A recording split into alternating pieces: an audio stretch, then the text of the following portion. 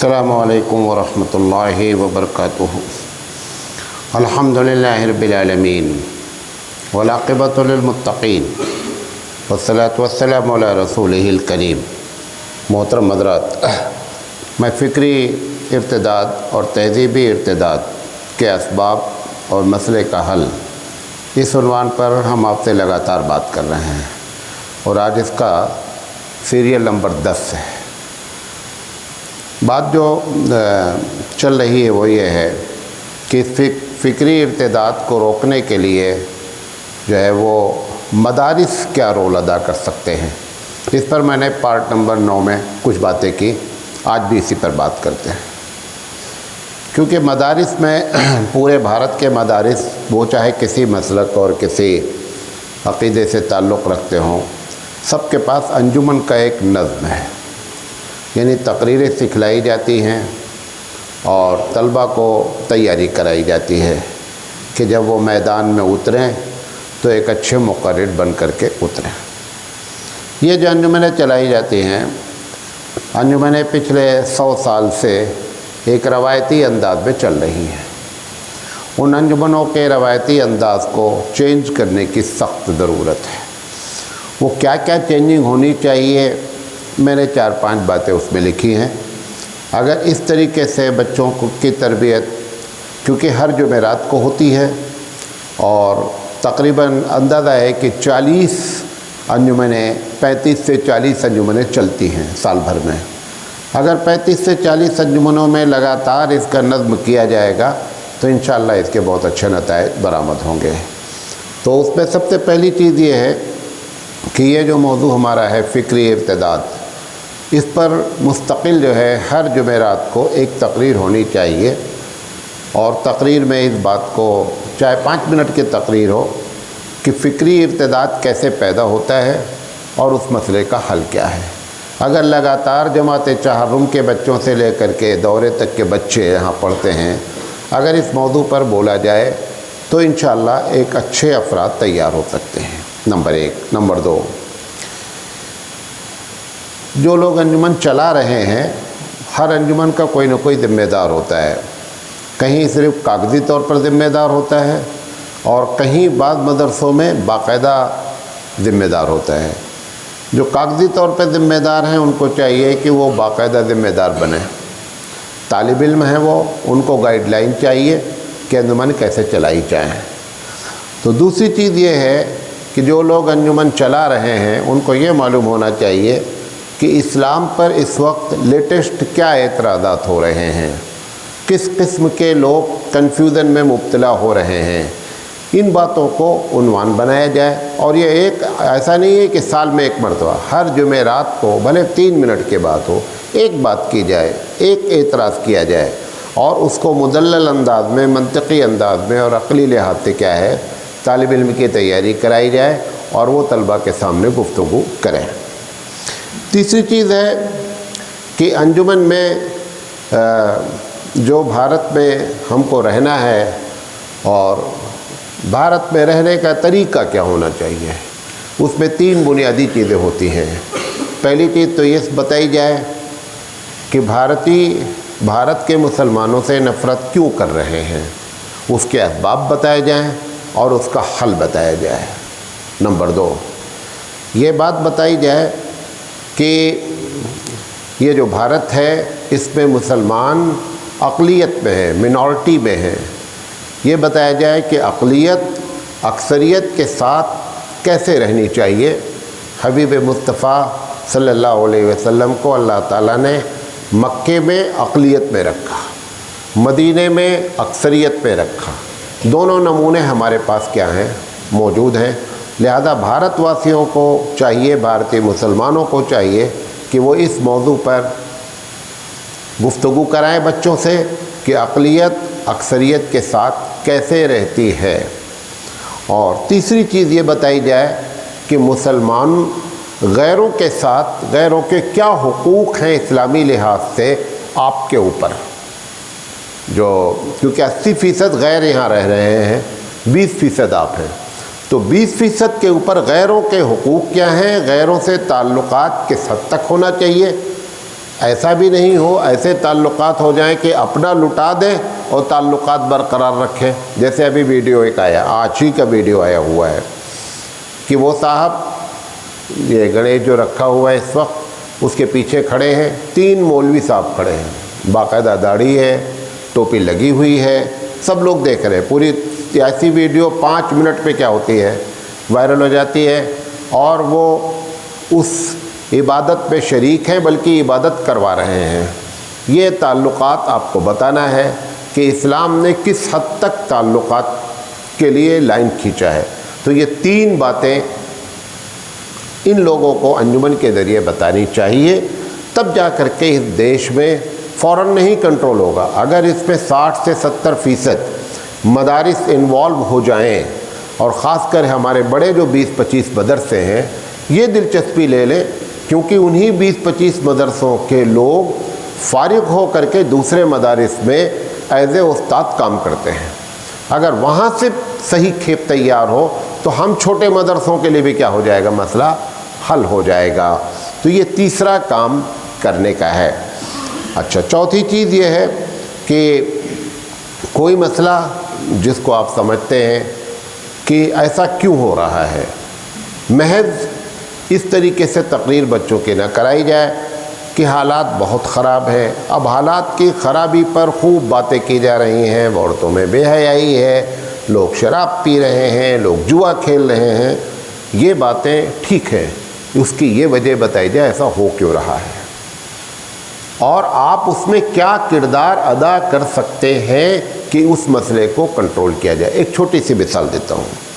عورتوں کی بے حیائی پر بہت بولا جاتا ہے، اور بہت سے لوگوں کو اس ٹاپک پر بولنے میں دلچسپی بھی ہے. یہ بھی آپ کو بتا دیں، مواتانی رحمۃ اللہ علیہ کا یہ بھی ایک طریقہ ہے، یہ بھی ایک طریقہ عیاشی کا ہے کہ نہ کر کے سب بولو جو تم کو پسند ہے.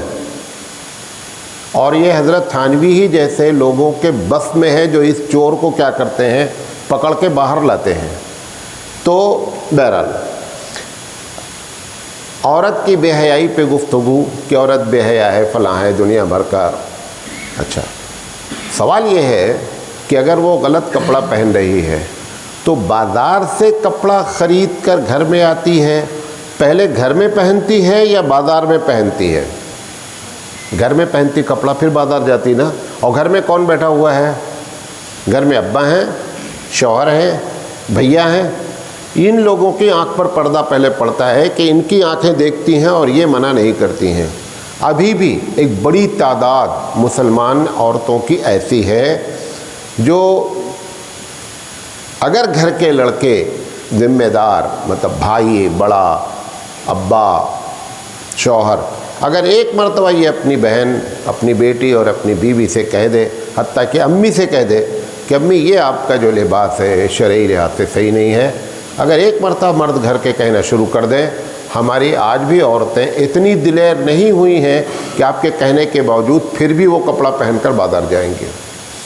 یہ جو تم نے آنکھیں بند کیا ہے نا، اس کی اصل وجہ ہے ان کا دلیر ہونا، اور وہ یہ سمجھتی ہیں کہ ابا کے سامنے میں نے ایسے کیا اور ابا نہیں بولے، لہذا آپ نے اپروول دیا ہے.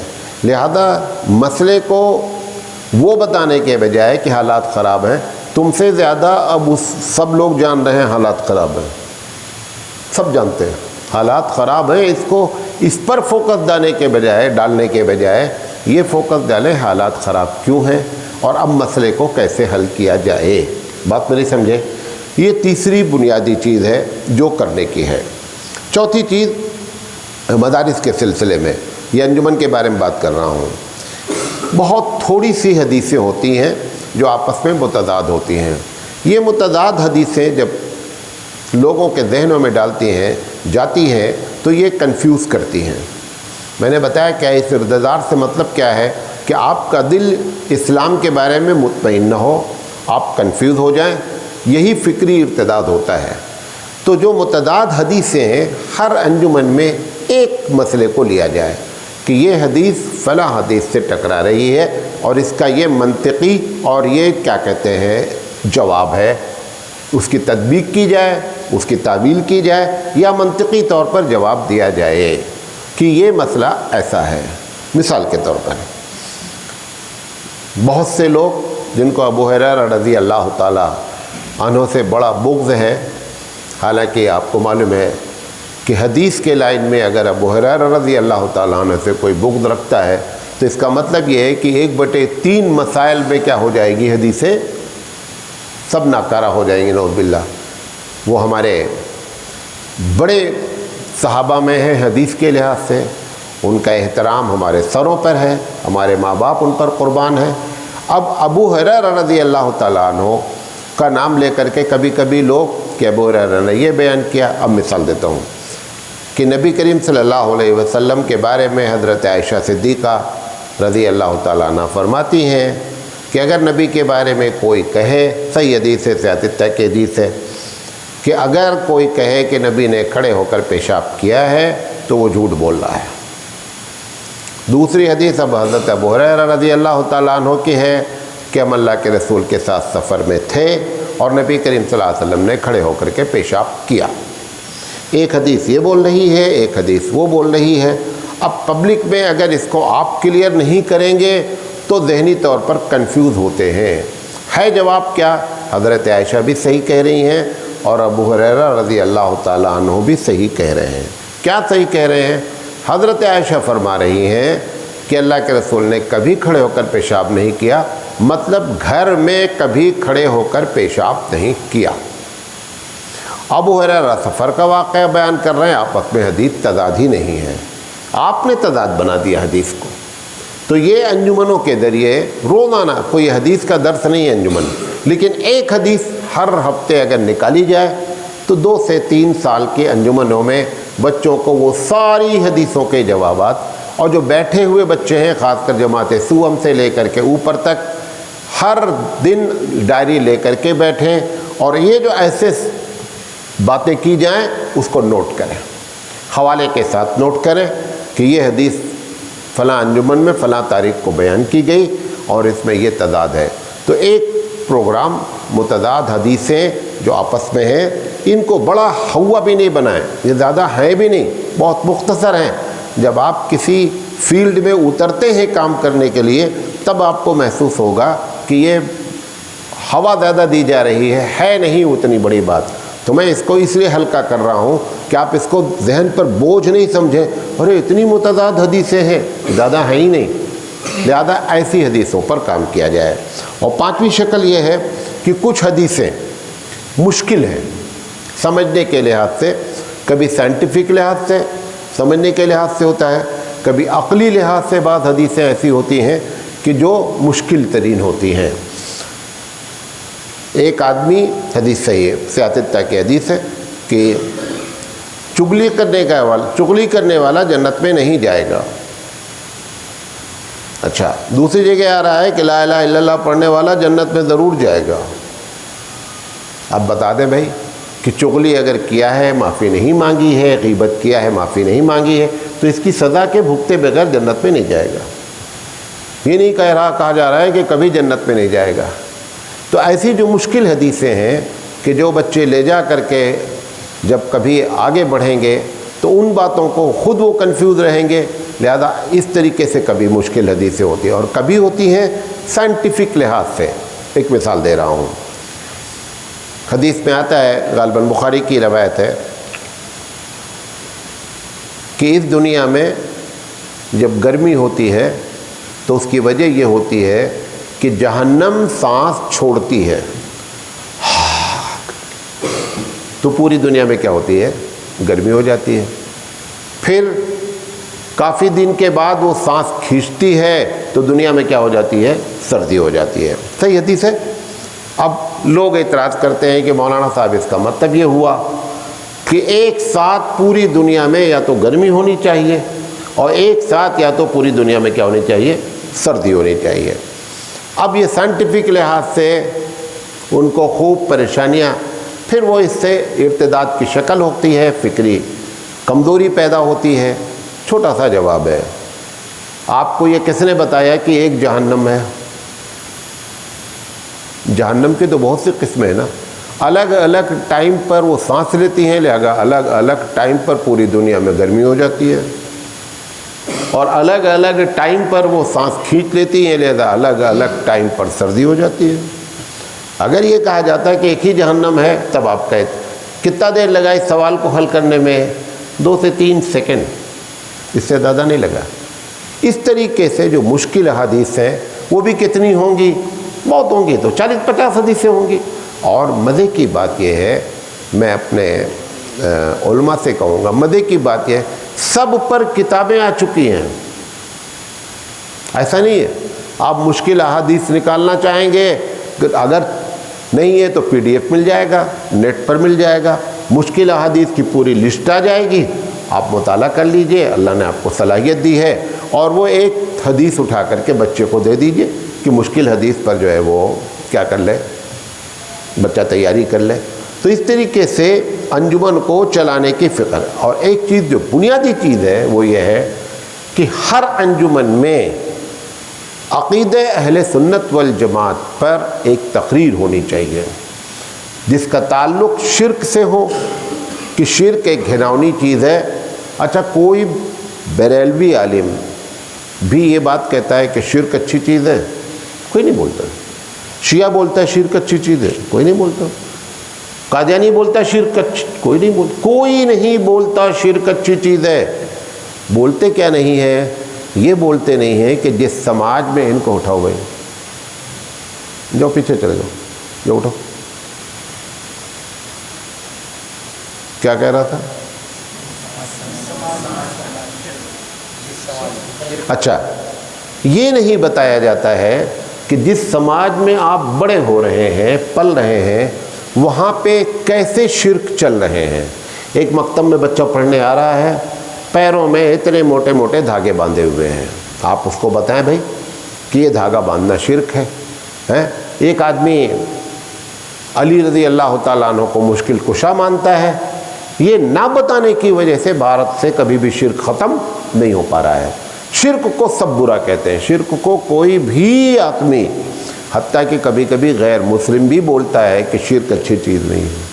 یہ بتائیں کہ ہم جس سماج میں رہ رہے ہیں اس میں شرک کیا کیا موجود ہیں، تب جا کر کے عقیدے کی اصلاح ہوگی۔ اور دوسری چیز، بدعت کے بارے میں بتایا جائے کہ بدعت کیا ہوتی ہے۔ ابھی دیکھیے ربیع الاول کا مہینہ ہے، ایک صاحب نے سوال کر دیا کہ بھئی عید میلاد النبی منانا بدعت ہے، سامنے والا جواب دے رہا ہے کہ انہوں نے کہا بدعت اس لیے ہے کہ یہ نیا کام ہے۔ تو صاحب مولوی صاحب جواب دے رہے ہیں کہ اچھا یہ بتائیے کہ حضرت ابو بکر نے قرآن کریم جمع کیا، یہ نیا کام نہیں ہے؟ حضرت عثمان رضی اللہ تعالیٰ عنہ نے پہلی اذان شروع کی، یہ نیا کام نہیں ہے؟ حضرت عمر رضی اللہ تعالیٰ عنہ کے زمانے میں جماعت سے تراویح ہوئی، یہ نیا کام نہیں ہے؟ تب نیا کام ہے۔ یہ بچوں کو ایک مرتبہ سمجھا دیں، کوئی بہت بڑا فلسفہ نہیں ہے، میں آپ کو ایک جملے میں سمجھا رہا ہوں، غور سے سنیے گا۔ جب میں نے یہ بات کہی کہ یہ نیا کام ہے کیا عید میلاد النبی منانا، انہوں نے جواب کیا دیا کہ کیا یہ نیا نہیں ہے، یہ نیا نہیں ہے۔ اس کا مطلب یہ ہے تم یہ بات جان رہے ہو کہ اللہ کے رسول عید میلاد النبی منانے کا طریقہ نہیں بتائیں، تبھی تم دوسری دلیل دے رہے ہو، یہ دلیل نہیں دے رہے ہو۔ نہیں سمجھے میری بات؟ جب میں نے سوال کیا کہ یہ نیا کام ہے تو آپ کو فوراً جواب پہلا کہہ دینا چاہیے تھا کہ نیا کام نہیں ہے۔ دیکھیے صاحب، فلاں حدیث ہے جس میں فلاں کتاب میں باب بندھا ہوا ہے عید میلاد النبی، کیسے؟ یہ جواب دینے کے بجائے جب اس نے یہ جواب دینا شروع کیا تو پہلا ریمارک آپ کریں اپنے طلبہ کو بتائیں کہ اس نے مان لیا کہ آپ کی بات صحیح ہے، ان کے پاس دلیل نہیں ہے۔ ٹھیک ہے؟ اچھا، کیوں؟ اگر دلیل ہوتا تو کھٹ سے کیا بولتا؟ آپ قدوری اٹھا لیجئے، آپ نیرُ الہدیٰ اٹھا لیجئے، فلاں جگہ باب بندھا ہے، اب ترمذی اس نے یہ کہنے کے بجائے یہ کہنا شروع کیا کہ مولانا صاحب آپ چشمہ لگاتے ہیں، نیا کام نہیں ہے۔ دنیا بھر کی باتیں۔ اب اس کے بارے میں بات کر لیتے ہیں کہ جو اس نے کہا ہے وہ کس حد تک صحیح ہے۔ دو طریقے کے باتیں کرتے ہیں، اسی پہ بات ختم کریں۔ دو طریقے کی بات کرتے ہیں، بعض کی نسبت صحابہ سے جوڑتے ہیں اور بعض کی نسبت غیر صحابہ سے جوڑتے ہیں۔ جیسے میں نے مسجد بنائی، مدرسہ بنایا، مدرسہ 8 بجے سے. میں نے اس کا جواب دیا تھا کہ من احدث فی امرنا ھذا، یہ الفاظ آگے پیچھے ہیں کچھ. جس آدمی نے نیا کام کیا اس میں، ہمارے دین میں نیا کام کرنا بدعت ہے. دین کے لیے کوئی کام کیا گیا ہے تو وہ بدعت نہیں ہوتا ہے. تھوڑا سا فرق ہے، میں کا اور کے کا فرق ہے. ہم نے 8 بجے مدرسہ شروع کیا، کس لیے؟ تعلیم تو مانتے ہیں سنت ہے نا، تعلیم کے لیے، تعلیم میں نہیں کیا، تعلیم کے لیے ہم نے 8 بجے کا وقت رکھا ہے. آپ مجھ سے دلیل پوچھیں، یہ میری ضرورت ہے. جب کے لیے ہوتا ہے، کوئی کام کے لیے ہوتا ہے تو یا تو وہ علاج ہوتا ہے یا وہ ضرورت ہوتی ہے. بات سمجھ میں آئی میری؟ ہم نے مدرسہ بنایا، نبی کے زمانے میں مدرسے میں یہ ہم نے بنایا ہے دین میں نہیں، دین کے لیے بنایا ہے. نمبر 2، اگر اس نے صحابی کا نام لیا ہے کہ عمر نے رضی اللہ تعالیٰ عنہ نے تراویح کی ہے تو فلاں نے یہ کیا ہے، ان کا ایک سیدھا سا جواب ہے. حبیب مصطفیٰ صلی اللہ علیہ وسلم نے فرمایا کہ وہ کام جس کو میں نے کیا اور میرے صحابہ نے کیا ہے اس میں کوئی اختلاف ہی نہیں. ما انا علیہ واصحابی. لہذا وہ جتنا تم کو معلوم ہے نا، اذان ہے، قرآن ہے، فلاں ہے، وہ سب کس لسٹ میں چلا جائے گا؟ ما انا علیہ واصحابی، اس پر تو حدیث موجود ہے. لہذا انہوں نے جو جملہ جواب دیا کہ آپ بھی نیا کام کر رہے ہیں، ان کو اس طریقے سے جواب دیا جائے. اور یہ باتیں آپ کی انجمن سے آنی چاہیے، یہ باتیں یہاں پر ہونی چاہیے. شرک کے خلاف اور بدعت کے خلاف ٹھوس طریقے سے بچوں کو کیا ہے تیاری کرائی جائے. انشاءاللہ زندگی رہی ابھی تو مدرسے کے ابھی 3 باتیں مدرسے کے بارے میں اور ہیں. انشاءاللہ زندگی رہی تو ہم بات کریں گے. وآخر دعوانا ان الحمدللہ رب العالمین. سبحان اللہ و بحمدہ، سبحانک اللہم و بحمدک.